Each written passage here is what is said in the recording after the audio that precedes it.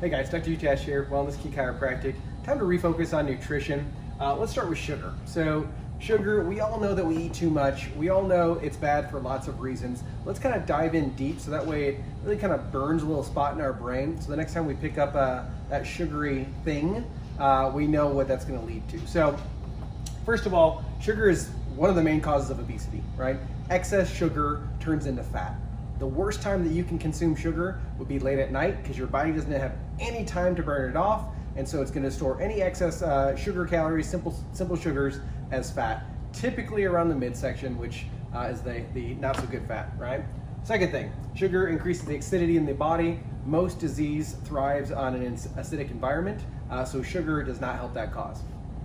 Number three, inflammation. Again, inflammation, all those aches, the pains, those things that are annoying. If you're a new patient here, certainly you probably came in with some sort of problem, ailment, issue that's been bothering you. One of the best ways to recover faster is, of course, stay on your track with your adjustments, but then cut the sugar. As you cut the sugar, you're cutting inflammation, your body's able to speed up the recovery and the healing process. Sugar is obviously the prime reason for high cholesterol. Cholesterol is almost like a spackling, and so your body produces more cholesterol to tackle inflammation. Inflammation, of course, is driven up by excess sugar and stress.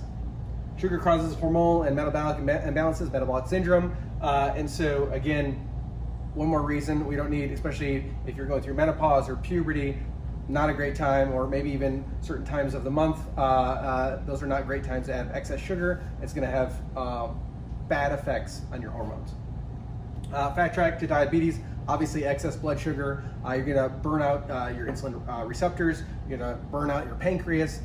Again, that leads to diabetes. In fact, we have more type 2 diabetes, which used to be called adult onset, we can't call it anymore, because of the large amounts of sugar that people are consuming on a regular basis. And then sugar is a known toxin. There's an entire 60-minute video on that, on sugar is actually a toxin to the body when it's consumed, as many Americans are consuming it right now. Heart disease, again, for the fact of inflammation and acidity. Again, you're going to have less pliability of the blood vessels, and so you're going to have more issues with heart disease.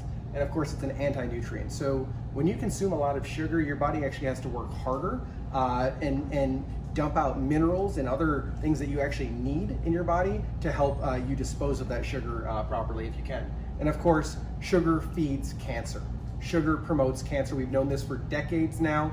We know that cancer cells have more sugar receptors, and so we know that when we have PET scans and we inject radioactive glucose into you, it goes to the quote-unquote hot spots. Those are those cancer spots inside the body, and so we know the best way to kind of set yourself up to be a cancer killer, a cancer fighter, is to reduce the amount of sugar that you're consuming. So if sugar is that bad, what's worse than sugar? And it's the fake sugars. And so maybe you're already a health nut and you've been doing protein powder, but you look in there and you see it's full of aspartame or sucralose.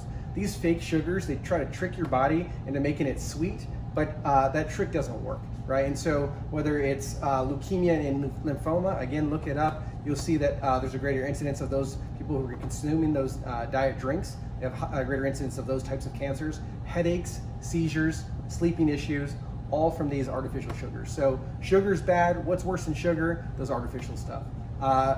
Check us out on the next video as we talk about toxins.